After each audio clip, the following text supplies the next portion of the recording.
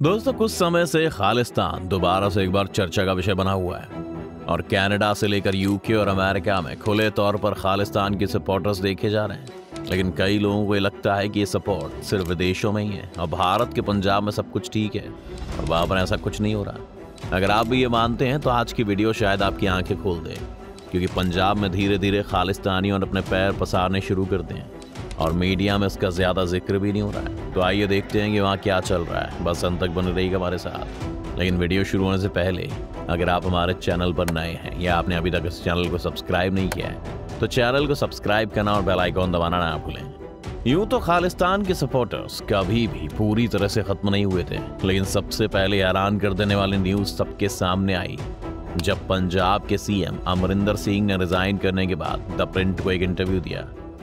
इस इंटरव्यू में एक सेगमेंट में वो कई सारे सबूत पेश करते हैं जिसमें वो दावा कर रहे हैं कि बीते कुछ वक्त में उन्होंने पाकिस्तान की तरफ से आने वाले कई ड्रोन्स को पकड़ा है। इन ड्रोन्स में कई सारे हथियार और ड्रग्स पाकिस्तान की तरफ से भेजे गए थे, जो दर्शाता है कि पाकिस्तान अभी भी एक्टिवली खालिस्तान प्रोजेक्ट में लगा हुआ है।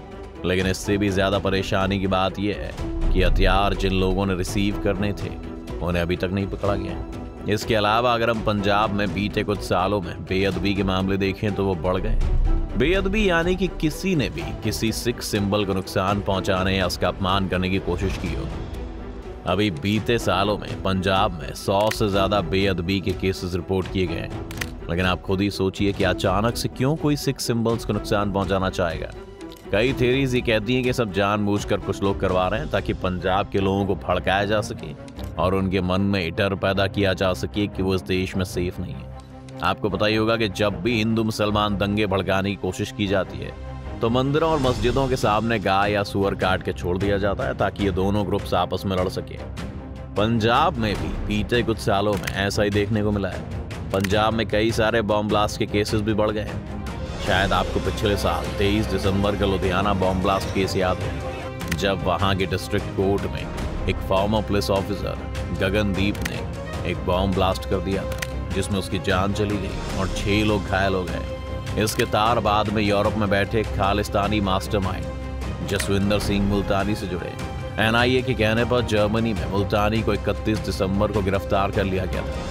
मुल्तानी कोई आम आदमी नहीं है दोस्तों, बल्कि सिक्स फॉर जस्टिस नाम की प्रो खालिस्तानी ऑर्गेनाइजेशन चलाने वाले गुरुपतवंत सिंह पन्नू के साथ भी मुल्तानी के काफी अच्छे संबंध हैं।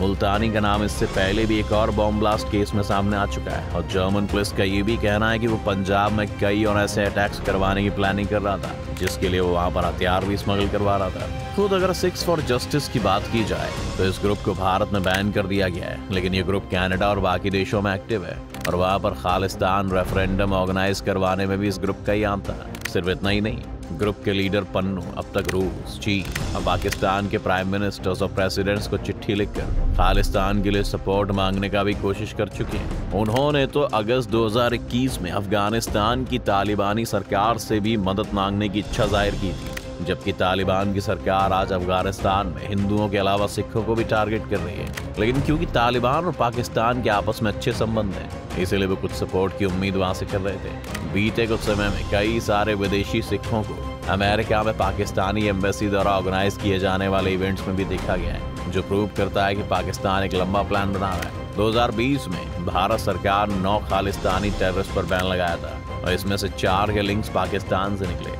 खुद सिक्स फॉर जस्टिस की वेबसाइट के भी लिंक्स पाकिस्तान से जोड़कर देखे जाते हैं। अगर विदेशों से अब भारत में वापस आ जाएं तो भारत में भी जरनैल सिंह भिंडरांवाला की एक कार्बन कॉपी तैयार हो रही है। एक नया सिख लीडर तेजी से वहां के लोगों के बीच में पॉपुलर हो रहा है और ये 29 साल के अमृतपाल सिंह इस वक्त वारिस पंजाब दे ग्रुप का हेड है, जिसे एक्टर दीप सिद्धू ने बनाया है। दीप सिद्धू वही एक्टर है जिसने फार्मर प्रोटेस्ट के वक्त पर लाल किले पर जाकर निशान साहिब को फहराया था। दीप सिद्धू के इस कदम का लगभग सभी फार्मर ग्रुप्स ने विरोध किया था, लेकिन अमृतपाल सिंह ने उसकी सोशल मीडिया पर काफी तारीफ की थी। अमृतपाल सिंह को दीप सिद्धू की सड़क दुर्घटना में मौत के बाद 4 मार्च 2022 को वारिस पंजाब दे की कमान सौंपी गई थी। अमृतपाल सिंह पिछले 10 सालों से दुबई में रह रहा था और वो बीते कुछ वक्त में ही पंजाब लौट कर आया। इससे पहले उसे टी शर्ट और जीन्स में देखा जाता था और साथ ही वो पगड़ी भी नहीं पहनता था, लेकिन दुबई के ही गुरुद्वारे में वो अमृत चखने के बाद एक खालसा सिख बन गया। उसने बाल भी बढ़ा दिए और जब उसकी पग फेरी की रस्म थी तो उसे भी उसने एक पॉलिटिकल इवेंट में तब्दील कर दिया।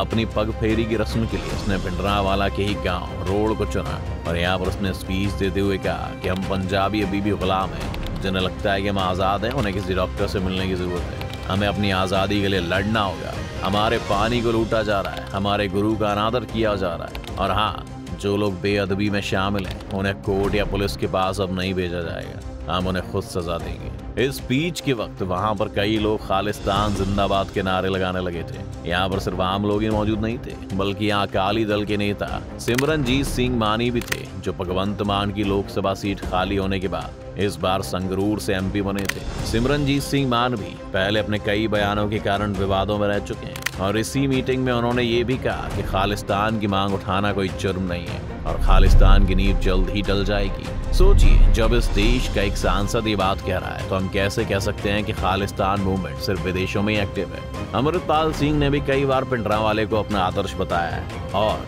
वो अब जीन्स और टी शर्ट्स छोड़कर उन्हीं की तरह के ट्रेडिशनल कपड़े पहनकर पब्लिक में आने लगे। भिंडरावाले को कभी डमडमी टकसाल का हेड बनाया गया था। उसी डमडमी टकसाल के हेड राम सिंह ने कुछ वक्त पहले अमृतपाल सिंह को एक स्टील का तीर गिफ्ट किया था। ये वैसा ही तीर था जैसा भिंडरावाला अपने साथ लेके घूमता था। भिंडरावाले की पॉपुलैरिटी आज भी पंजाब में कई इलाकों में वैसी है। अगर आप पंजाब जाएंगे तो आपको कई बाइक्स और कार्स के पीछे भिंडरावाले की तस्वीर मिल जाएगी और उनके नाम पर वहाँ टी शर्ट्स तक बेची जाती है। खालिस्तान मूवमेंट ने पंजाब की एंटरटेनमेंट इंडस्ट्री पर भी असर दिखाना शुरू कर दिया है। अक्षय कुमार के साथ फिल्म कर चुकी रैपर और एक्ट्रेस हार्डकोर ने कई बार खुले तौर पर खालिस्तान का समर्थन किया है और सोशल मीडिया पर उनकी कई वीडियोस भी वायरल हैं। अमृतपाल सिंह की उस मीटिंग पर वापस आए तो वहां पर एक रेजोल्यूशन भी पास किया गया था, जिसमें सरकार से ये कहा गया कि सरकार को उन लोगों के खिलाफ कोई एक्शन नहीं लेना चाहिए जो शांति के रास्ते खालिस्तान की मांग और विदेशों में उठा रहे हैं। लेकिन यह शांति की बात भी सिर्फ कहने की है। इसी साल पंजाब में शिवसेना के कंट्रोवर्शियल लीडर सुधीर सूरी की दिन दहाड़े हत्या कर दी गई थी और इसके कुछ ही दिनों बाद डेरा सच्चा सौदा से संबंधित एक व्यक्ति प्रदीप सिंह की भी हत्या कुछ इसी तरह से की गई। प्रदीप सिंह पर भी 2015 के एक बेअदबी का मुकदमा चल रहा था और जिस तरह अमृतपाल सिंह ने कहा था कि अब वो बेअदबी का बदला लेंगे, वही होता हुआ पंजाब में दिख रहा है। केंद्र की सरकार ने भी पंजाब सरकार को अमृतपाल सिंह के ऊपर नजर रखने को कहा है और पंजाब सरकार भी आज के समय में अमृतपाल सिंह को एक बड़े थ्रेट के रूप में देख रही है। लेकिन इस मामले में कोई गिरफ्तारी होगी क्या, अभी ये कोई नहीं जानता।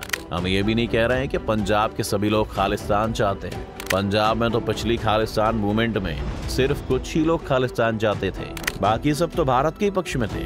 लेकिन हमें इतिहास से सीख लेना चाहिए कि इस तरह की घटनाओं को बढ़ने देने से पहले ही रोक देना चाहिए। आपको क्या लगता है, इस मूवमेंट को रोकने के लिए सरकार क्या कर सकती है? हमें अपनी राय कमेंट्स में जरूर लिखें। उम्मीद है आपको आज की हमारी इस वीडियो से काफी कुछ नया सीखने को मिला होगा। अगर आपको ये वीडियो पसंद आई हो तो उस वीडियो को लाइक करें और अगर आप इस चैनल पर नए हैं तो जाने से पहले चैनल को सब्सक्राइब करना भी ना भूलें।